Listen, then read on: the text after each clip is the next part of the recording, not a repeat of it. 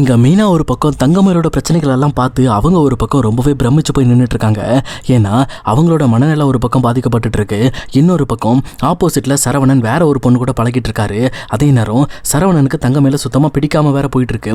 இப்படி அவங்க லைஃப்ல எக்கச்சக்க ட்ராஜடி நடந்துட்டு இருக்கிறதுனால அதை நினைச்சு மீனா ஒரு பக்கம் மண்டையை போட்டு குழப்பிட்டு இருக்காங்க. ஆனா இதையும் தாண்டி ஒரு பிரச்சனை பாண்டியன் குடும்பத்துக்கு வர ஆரம்பிக்குது. அதுல முக்கியமான விஷயமே இப்ப வரப்போற பிரச்சனையினால ரெண்டு குடும்பமும் மறுபடியும் பயங்கரமா சண்டை போட்டுக்கிற அளவுக்கு பெரிய விஷயமா இருக்கு. சொல்லப்போனா இது எப்படி ஆரம்பிக்குதுன்னா, ஃபர்ஸ்ட் குமார் கிட்ட இருந்தா ஆரம்பிக்குது. ஏன்னா குமாரும் தான் வீட்டில் தான் பெரியப்பா தனக்காக ஒரு பெரிய பொண்ணு பார்த்துட்டு வந்தாங்க. அதுவும் அவங்க ரொம்ப பெரிய பணக்கார பொண்ணு. அந்த பொண்ணை நான் கல்யாணம் பண்ணிக்க சொல்லி வீட்டில் ஃபோர்ஸ் பண்ண ஆரம்பிப்பாங்களே அப்படின்ற மாதிரி அதை நினைச்சு வருத்தப்படுறாங்க. ஆனால் இன்னொரு பக்கம் இங்க குமாரோட மனசுக்குள்ள அரசியோட ஞாபகம் மட்டும்தான் இருக்கு. அவங்க அரசிக்கிட்ட இதை பத்தி நம்ம பேசி ஆகணும், பேசாம நம்ம அவட்ட காலேஜில் போய் பேசலாம்னு சொல்லி ஒரு முடிவு எடுக்கிறாரு. அதனாலேயே அவர் இந்த பக்கம் அரசி காலேஜுக்கு கிளம்பி போனதுக்கு அப்புறம் அவங்களை எப்பவும் போலவே ஃபாலோ பண்ண ஆரம்பிக்கிறாரு. சொல்லப்போனால் இதுக்கு முன்னாடி அரசியை ஃபாலோ பண்ணியிருப்பாரு. பட் ஆனால் சரவணன் வந்து தடுத்ததுனாலையும் 2 டைம் அவங்களுக்கும் இவங்களுக்கும் கைகலப்பானதுனாலையும் அந்த விஷயத்தை அப்படியே நிறுத்திருப்பாரு. ஆனால் இப்போ வேற வழி இல்லை, இதுக்கு மேலே நம்ம அரசிக்கிட்ட பேசலைன்னா எப்போவுமே பேச முடியாமல் போயிடும் அப்படின்னு சொல்லிட்டு டேரெக்டாக காலேஜ் வரைக்கும் அரசியை ஃபாலோ பண்ணி போயிடுவாங்க. அங்கே போயிட்டு அரசியும் எதுக்கு குமார் நீங்கள் எதுக்கு என்ன ஃபாலோ பண்ணிட்டு இருக்க அப்படின்ற மாதிரி கேட்குறாங்க. ஆனால் அதுக்கு குமாரும் இங்கே பாரு அரசி, உங்ககிட்ட நான் ஒரு 5 நிமிஷம் மட்டும் தனியாக பேசணும், நான் பேசி முடிச்சிட்டேன்னா நான் போயிடுவேன், இதுக்கப்புறம் உன்னோட முடிவை மட்டும் நீ சொன்னால் போதும், நான் உன்னை ஃபோர்ஸ் பண்ண மாட்டேன் அப்படின்ற மாதிரி குமார் எக்ஸ்கியூஸ் கேட்டுட்டு இருக்காரு. அப்போ இதை பார்த்துட்டு அரசியும் அப்படி நீ என்ன பேச போற, சரி பேசு அப்படின்ற மாதிரி சொல்றாங்க. அப்போ உடனே குமாரும் இங்க பாரு அரசி, இதுக்கப்புறம் நீ நானும் இந்த மாதிரி ஃப்ரீயாலாம் நின்று பேசிட்டு இருக்க முடியாது. ஏன்னா என் பெரியப்பா, அதாவது உன் அண்ணி ராஜியோட அப்பா இருக்கார்ல, அவர் எனக்காக ஒரு பெரிய பணக்கார வீட்டு பொண்ணை பார்க்க ஆரம்பிச்சிட்டாரு. அந்த பொண்ணு என்னை கட்டிக்க ஓகேன்னு சொல்லிடுச்சு. இதுக்கப்புறம் அவங்க வீட்டுக்கு வந்து உறுதி பண்ணிட்டு என்னை கல்யாணம் பண்ணி வச்சிருவாங்க அந்த பொண்ணுக்கு. ஆனால் எனக்கு வேற எந்த பொண்ணுங்களை பற்றி யோசிக்க எனக்கு மனசே கிடையாது. ஏன்னா நான் உன்னை அந்த அளவுக்கு உயிருக்கு உயிராக லவ் பண்ணேன். நான் பண்ண முட்டாள்தனம் என் அப்பாவோட பேச்சை கேட்டு உன்னை எங்கள் வீட்டுக்குள்ளே வச்சு கொடுமைப்படுத்தினது தான். சொல்லப்போனால் நான் உன்னை கொடுமைப்படுத்தலை, நீ தான் என்னை கொடுமைப்படுத்தின. அந்த மாதிரி விஷயங்கள்லாம் நடந்ததுனால தான் இன்னைக்கு நம்ம பெரிய கேஸ் ஆகி கடைசியில் நம்ம 2 பேரும் ஒன்றா சேர முடியாமையே போயிடுச்சு. ஆனால் இப்போ அது 2ஐயும் சரி பண்ணுறதுக்கு என்கிட்ட ஒரே ஒரு வழி இருக்கு. நீ இப்போ சொல்ல அரசி, உனக்கு என் மேலே விருப்பம் இருக்கா? நான் உன்னை லவ் பண்ணுறேங்கிறத நீ நம்புறியா? அதே மாதிரி உனக்கு நம்ம 2 குடும்பமும் ஒன்றா சேர்க்கணும் அப்படின்ற ஆசை இருக்கா அப்படின்ற மாதிரி கேட்குறாங்க.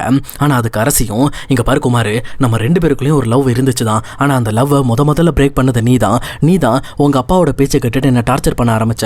அது மட்டும் இல்லாமல் நீ என்னை கல்யாணம் பண்ணி இந்த 2 குடும்பத்தையும் ஒன்றா சேர்க்கணுங்கிறதுக்காக ட்ரை பண்ணேன்னு சொல்லி என்னை ஏமாத்திட்ட. ஆனால் அப்படி நீ எதுவுமே பண்ணவே கிடையாது. நீ என்னை பழி வாங்குறதுக்காகவும் என் குடும்பத்தை டார்ச்சர் பண்ணுறதுக்காகவும் தான் நீ என்னை கல்யாணம் பண்ண. அதனால இந்த விஷயத்தில் நான் உன்னை நம்ப முடியாது அப்படின்ற மாதிரி அரசி சொல்கிறாங்க. அப்போ இதை கேட்டுட்டு இருக்க குமாரும் இங்கே பாரு அரசி, நான் தான் சொல்லிட்டேன்ல, முன்னாடி நான் பண்ணது மூளை இல்லாமல் பண்ணிட்டேன். பட் ஆனால் இப்போ அப்படி கிடையாது. இப்போ நான் உன் கூட ஒன்றா சேர்ந்து வாழணும்னு ஆசைப்பட்றேன். தயவு செஞ்சு என் மனசில் இருக்க லவ் புரிஞ்சுக்க, நான் எதுக்காக ஏங்கிட்டு இருக்கேன் அப்படிங்கிறதையும் நீ தெரிஞ்சுக்க அப்படின்ற மாதிரி இங்கே குமார் ஒரு பக்கம் அவர் மனசில் இருக்கிற ஆசையை அரசிக்கிட்ட சொல்கிறாங்க. ஆனால் அரசியும் இந்த பக்கம் குமாரை பார்த்து ரொம்ப கோபத்தோட இங்கே பாரு குமார், இப்படிலாம் பேசிகிட்டு இருக்காத, ஏற்கனவே நம்ம குடும்பத்துக்குள்ளே எக்கச்சக்க பிரச்சனை போயிட்டுருக்கு, மறுபடி நீ நானும் ஒன்றா சேர முடியாது, அப்படி சேர்ந்தான்னு வச்சுக்கேன் நம்ம 2 குடும்பங்களும் இன்னும் பயங்கரமாக அடிச்சுக்கும் அப்படின்ற மாதிரி அரசி சொல்லிட்டு இருக்காங்க. ஆனால் குமாரும் இங்கே பாரு அரசி, நீ நம்ம குடும்பங்களை பற்றி யோசிச்சுக்கிட்டு இருக்கேன், ஆனால் நான் நம்மளை பற்றி யோசிச்சுக்கிட்டு இருக்கேன். எனக்கு நீ வேணும், உனக்கு நான் வேணும், அது எனக்கு நல்லாவே தெரியுது. ஏன்னா உன் கண்ணில் லவ்வை நான் இன்னைக்கு காலையில் பார்த்தேன். அந்த ஒரு காரணத்தினால தான் உங்ககிட்ட வந்து இப்படி பேசிக்கிட்டு இருக்கேன் அரசி. சப்போஸ் உன் மேலே எனக்கு விருப்பம் இருக்கிறது உண்மைன்னு நீ புரிஞ்சுக்கிட்டா தயங்காமல் என்கிட்ட வந்து சொல்லு. அதுக்கப்புறம் எங்கள் பெரியப்பா ஏற்பாடு பண்ண கல்யாணத்தை நிறுத்திட்டு நான் உன்னை கல்யாணம் பண்ணிக்கிறதுக்கு தயாராக இருக்கேன். அதை நம்ம 2 குடும்பமும் எவ்வளோ எதிர்த்தாலும் சரி, நான் இதுக்கப்புறம் உனக்கு துரோகம் பண்ண மாட்டேன், உன்னை நல்லா வச்சு பார்த்துக்குவேன் அப்படின்ற மாதிரி சொல்கிறாங்க. ஆனால் இதை சொல்லிட்டு இருக்கும் போதே குமாரோட கண்ணில் அப்படியே கண்ணீர் வர ஆரம்பிக்குது. இதை பார்த்துட்டு இருக்க அரசிக்கும் ஒரு மாதிரியாக இருக்குது. ஏன்னா இந்த மாதிரி குமார் மனசளவில் ஃபீல் பண்ணி இதை சொல்லிக்கிட்டு இருக்கான் அப்படிங்கிறத அரசி புரிஞ்சுக்கிறாங்க.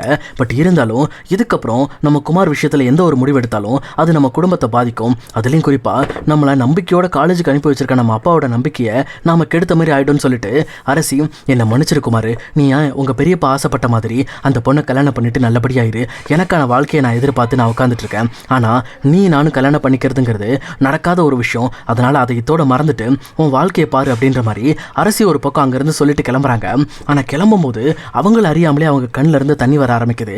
ஏன்னா அவங்களும் குமாரை உயிருக்கு உயிராக நேசிச்சுக்கிட்டு தான் இருக்காங்க. என்ன பண்ணுறது, குடும்ப சூழ்நிலைக்காக தான் அவங்க அந்த விஷயத்தை வெளிப்படுத்தாமல் தான் மனசுக்குள்ளே போட்டு புதைச்சிக்கிட்டு இருக்காங்க. ஆனால் இப்போ குமார் வந்து பேசினதுனால அந்த விஷயம் வெளியில் வந்து அரசி ஒரு பக்கம் லைட்டாக ஃபீல் பண்ணி அழுறாங்க. ஆனால் அது குமாருக்கு தெரியக்கூடாதுங்கிறதுக்காக ரொம்ப கேஷுவலாக அங்கேருந்து கிளம்பி போய்ட்றாங்க. அப்போ ஆப்போசிட்டில் இருக்க குமாரும் அரசி என்னை விரும்பல போல இருக்கு, அவளை நான் ரொம்பவே டார்ச்சர் பண்ணிட்டேன், அதுக்கான தண்டனை நான் அவளை விட்டு பிரிஞ்சு பிரிஞ்சிருக்கிறதா அப்படின்னு சொல்லிட்டு அவரும் ரொம்ப வருத்தத்தோடு அங்கேருந்து தான் வீட்டை பார்த்து கிளம்புறாரு. சொல்லப்போனால் இங்கே குமாருக்கும் அரசிக்கும் உள்ள ஒரு நல்ல பாண்டிங் இருக்குது. இந்த 2 பாண்டிங்கும் சரியாக சேர்ந்துச்சு அப்படின்னா 2 குடும்பமும் ஒன்றா சேர்றதுக்கான வழியாக இருக்கும். ஆனால் இவங்க 2 பேரும் ஒன்றா சேர வாய்ப்பு இருக்கா, அப்படி நடக்குமா அப்படிங்கிறத இனி வரப்போகிற எபிசோடில் நம்ம கண்டிப்பாக வெயிட் பண்ணி பார்க்கலாம் guys.